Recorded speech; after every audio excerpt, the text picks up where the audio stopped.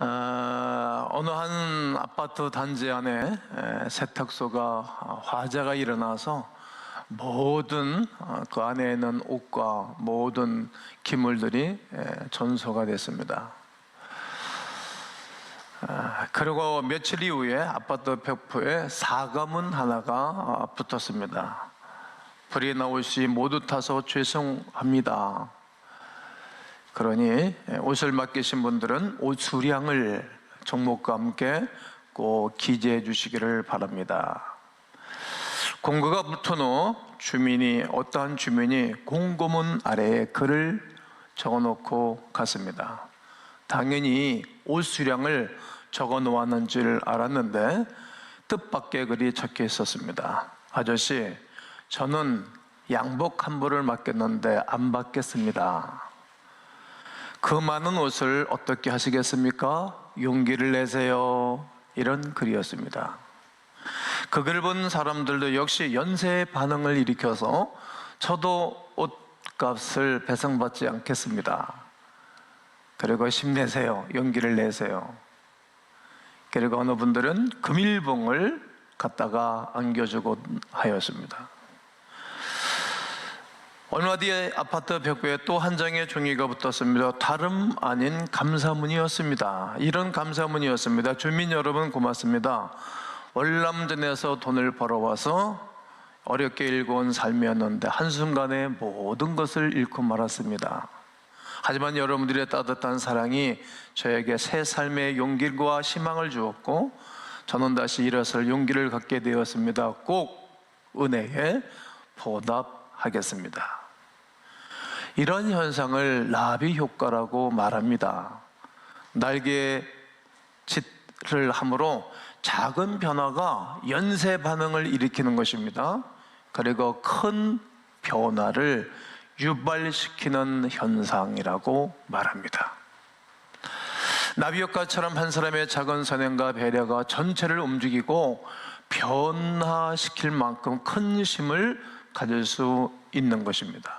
그런데 나비 효과와 비교되는 효과가 오늘 본문에 등장하고 있습니다. 저는 이 내용을 안드레 효과라고 말하고 싶습니다. 한번 따라해 볼까요? 안드레 효과, 안드레 효과, 안드레 효과. 그래서 오늘 저는 안드레 효과가 오늘 설교의 주제요, 제목이 되겠습니다. 그렇다면 안드레 효과는 어떤 말입니까?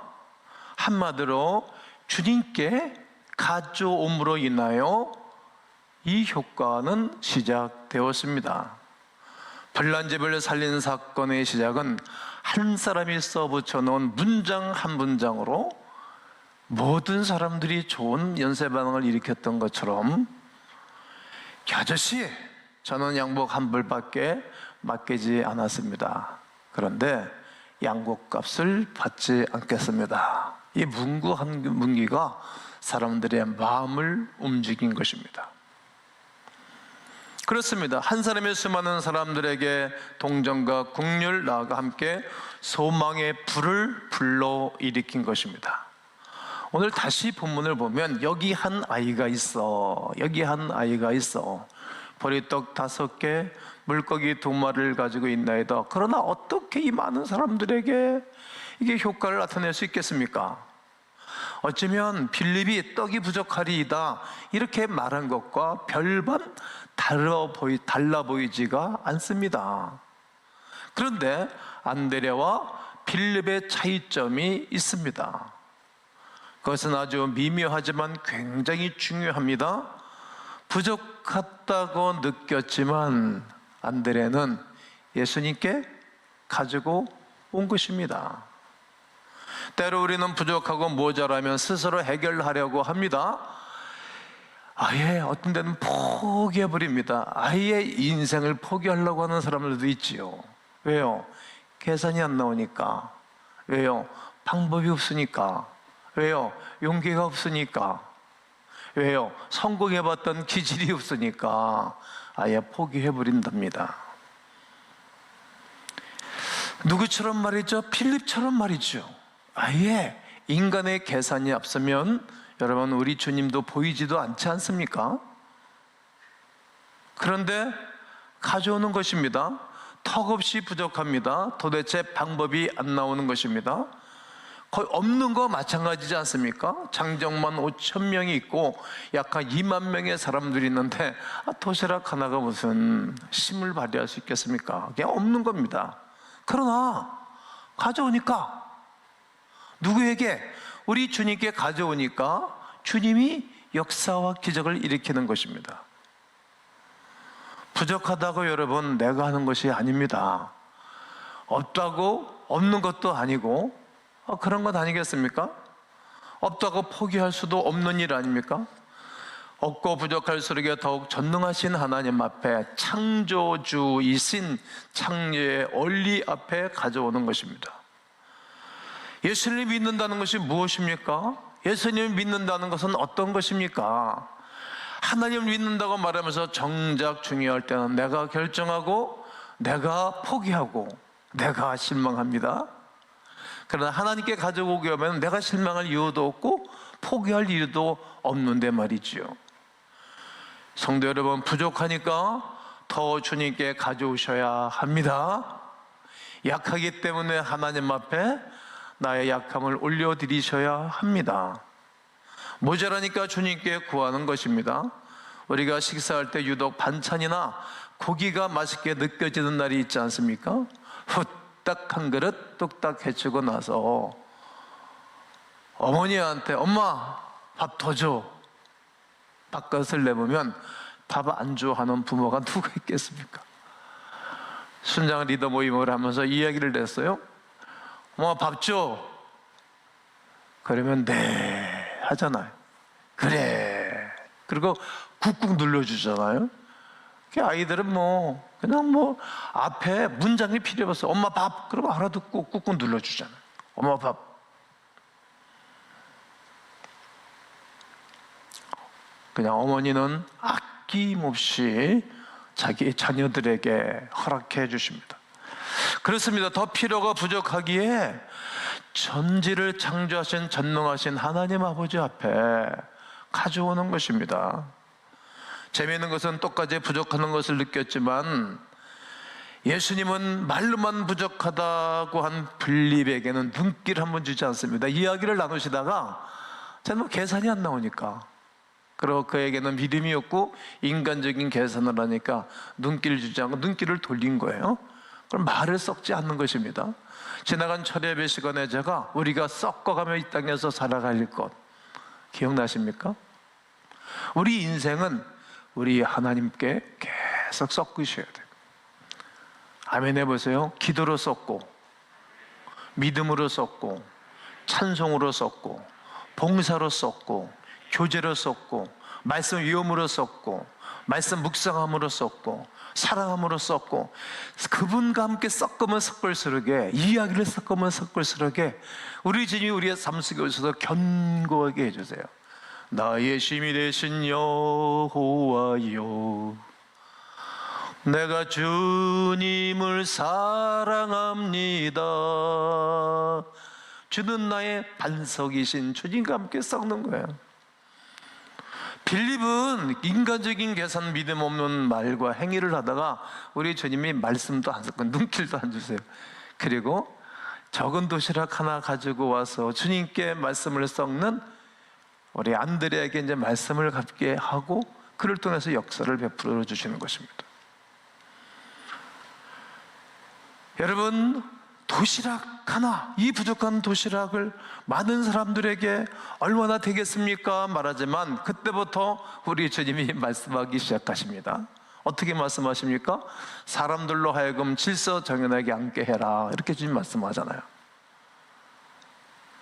여러분, 어디를 가나 이게 자기와 하나 되는 사람, 이너스클 된 사람들하고 말을 섞잖아요. 반대편에 있는 사람은 말해도 말을 안 듣잖아요. 교회도 똑같아요. 믿음 있는 사람들과 함께 가는 거예요. 믿음 없는 사람들이 이게 믿음으로 교회가 가면서 교회가 잘 되네, 그래서 믿음이 좋아지는 거예요. 그리고 축사 후, 즉 예수님께 감사 기도를 올립니다. 여러분, 축사는 감사하다 이런 뜻도 있어요. 감사하는 거예요. 감사할 때 기적이 일어납니다. 여기 축사하다 이 말은 감사하다의 의미를 가진 유카리스토스 이 단어에서 온 단어라는 것입니다. 이 말은 38번 신약 성경에 기록이 되어져 있는데, 이 단어가 사람들을 향해서는 2번 기록을 하고 있고 36편은 다 하나님께, 예수님께 감사를 표현한 것입니다. 그러니까 우리가 늘 하나님께 감사 표현하셔야 하는 것입니다. 한번 상상해 보십시다. 여러분이라면 겨우 5개의 빵과 2마리의 적은 물고기를 본 뒤 많은 사람들을 볼 때 어떤 생각이 들겠습니까? 우리 교회에 많은 분들이 이렇게 사업을 시작하는 분들 보면 애처로워요. 아주 형편없이 시작을 하는 거예요. 형편없이. 그런 분들이 다 성공하는 것 아닙니까? 왜요? 없으니까 하나님께 올려드리는 거예요. 없으니까 하나님께 구하고 찾고 두드리는 것 아니겠습니까? 여러분, 이게 엄두 안 나는 일들이 많아요. 그러나 하나님을 딱 바라보면 이 엄두가 나는 거예요. 하나님께 늘 간구하면 길을 열으시고 새 길을 열으시고 새 판을 짜고 내 인생에 하나님의 인도하심이 있어요. 잘못하면 아무것도 할 수 없는 무기력감에 빠질 수 있습니다. 그러면 제2의 필립이 되겠지요. 하지만 안드레처럼 부족하고도 필요함으로 우리 주님께 가져오니 다른 설명이 필요 없게 되었습니다. 순식간에 너무 일처리가 순식간에 이루어지는 것입니다. 그냥 쉽게 진행되는 겁니다. 그냥 순식간에 우리 주님이 역사하시고 축복하시니까 그냥 식사 한 끼가 뚝딱 해결이 된 것입니다. 그야말로 강에서 만나가 쏟아져 내렸을 때 그냥 나가서 만나만 주워다가 먹는 것처럼 현장에서 디베레에서 일어났던 현장을 본 것입니다. 이것이 벳세다에서 일어난 하나님의 초자연적인 기적의 열매입니다. 오늘날로 치면 이렇게 말씀드릴 수 있겠죠. 그냥 사업이 그냥 절수저 풀려나간 거예요. 거래처가 여기저기 모든 나라에 연결이 된 거예요. 다국적 유학가로 이제 발 뻗어 나가고 주님이 축복한 일을 한 말입니다. 장사하는 분들은 그냥 장사가 그냥 잘 되는 거예요. 영업하는 분들은 가는 데마다 그냥 영업이 잘 되고 계약서를 쓰고 체결하고 계약금이 쑥쑥 들어오고, 아이들이 신경 안 쓰게 자기들이 하는 일들을 다 하고, 부동산 매매할 때도 그냥 순조롭게 매매가 되고 하나님의 길을 연다는 의미도 됩니다. 그냥 복잡하고 절차가 까다롭지 않은 것입니다. 열왕기상 18장과 19절 20절에 보면 이제 갈멜산에서 엘리야와 바알 선지 400, 또 아세라 선지 450, 850대 1로 영적인 전쟁을 벌입니다. 근데 이 사람들이 먼저 아세라 신 섬기는 사람들이 먼저 하나님께 자기들의 신에게 구하고 찾는데 아무런 반응이 일어나질 않아요. 그러니까 이들이 자기 몸을 칼로 상해하고 별짓을 다 하는 거예요. 이게 세상 사람들, 우상을 섬기는 사람들의 모습이에요. 여러분, 어디 왜 자기 몸을 상해를 합니까? 자기 몸을 찌르고 때리고 피나게 할 이유가 뭐가 있겠습니까? 주님이 그렇게 하신 적 한 번도 없습니다. 우리 몸이 얼마나 귀하지 않습니까? 성령을 모시고 사는 성전인데 아무런 반응이 일어나지 않았습니다. 이것이 이방인들이 섬기는 우상이 가져다주는 결과입니다. 물론 우리도 복잡하고 힘들고 어려운 문제 가운데 때로는 있을 수 있습니다. 하지만 이는 인내를 키우기 위한 하나님의 섭리이고, 또 하나님이 우리를 교훈하고 교육하는 하나님의 이끄심이 있는 것입니다. 반드시 하나님이 역사하실 날이 있는 것입니다. 그래서 우리가 구하는 대로 이루어지지 않고 시간이 오래도록 지체될 수도 있는 것입니다. 하지만 우리가 분명한 것은 하나님께서 반드시 당신의 때에 놀라운 역사로 인도하신다는 것입니다. 믿으시지요? 그것은 바알과 같은 우상을 섬기는 허무맹랑한 것과 근본적으로 다른 것입니다. 하나님께서 합력하여 손에 이루신 놀라운 축복을 반드시 우리에게 허락해 주실 것입니다. 아멘이시죠? 이처럼 예수님의 기적은 어린 나이에 도시락과 그것이 부족하다고 느꼈지만, 그런데도 도시락을 가져온 안드레를 통해서 역사가 일어난 것입니다. 결국 기적과 축복은 우리 주님이 주시더라도 그 매체와 축복은 축복을 이루는 통로를 통해서 이루어지는 것입니다. 반드시 통로가 있습니다. 내가 그런 통로가 되어주기를 기도하셔야 합니다. 부족할 때일수록 예수님의 손에 맡기던 것입니다. 더욱 촉박하고 어려울수록에 긴박한 상황이 올 때일수록에도 우리 주님께 맡겨드려야 됩니다. 종교개혁가 마르틴 루터 이야기 중 가장 많은 예화로 사용되어지는 루터의 기도입니다. 나는 평소에 2시간을 기도하고 바쁠 때 3시간을 기도합니다. 나는 할 일이 너무 많아서 아침에 기도로 3시간을 보내야 합니다. 그리고 그거 하루 일을 시작한 것입니다. 당시 국가보다 더 거대한 로마 교황청과 싸워 이긴다는 것이 여러분 너무 어려운 거예요. 황제라 그러잖아요. 로마 교황. 어떻게 보면 죽음과 맞바꾸는 엄청난 일이었습니다.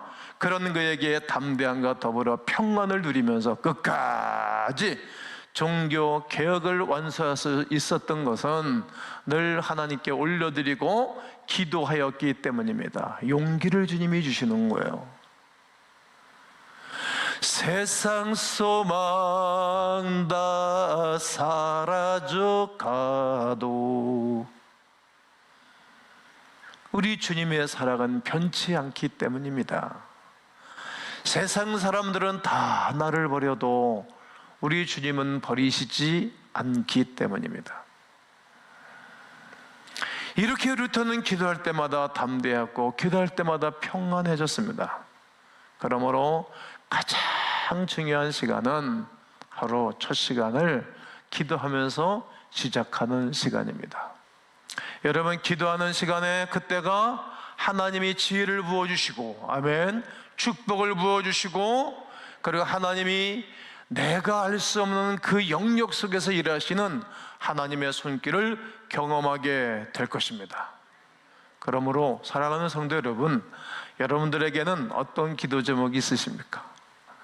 여러분, 마음대로 안 되는 일들이 많죠? 힘든 일들도 많으시지? 소소한 기도 제목, 또 절실한 소원들이 있을 거예요. 뭐 사업장의 일, 직장의 일, 뭐 삼각관계 복잡한 일들, 자녀에 대한 문제, 또 물질에 대한 문제, 또 요즘은 건강한 상태에서 한참 일할 수 있는 나이에서 퇴직들을 하잖아요. 퇴직 후에 나는 어떻게 살까? 여러분, 노는 게 그렇게 힘들대. 난 아직까지 안 들어봐서 몰라요. 평생을 나는 일하면서 살았기 때문에 그렇게 힘들다는 거예요. 오늘 요한복음 6장 10절로 13절을 여러분 다 함께 읽겠습니다. 시작. 예수께서 이르시되 이 사람들로 함께하라 하시니 그곳에 잔디가 많은지라 사람들이 앉으니 수가 5,000명쯤 되더라. 예수께서 떡을 가져 축사하신 후에 앉아있는 자들에게 나눠주시고 물고기도 그렇게 그들의 원대로 주시니라. 그들이 배부른 후에 예수께서 제자들에게 이르시되 남은 조각을 거두고 버리는 것이 없게 하라 하시므로 이에 거두니 버릴 떡 5개로 먹고 남은 조각이 12바구니에 찼더라.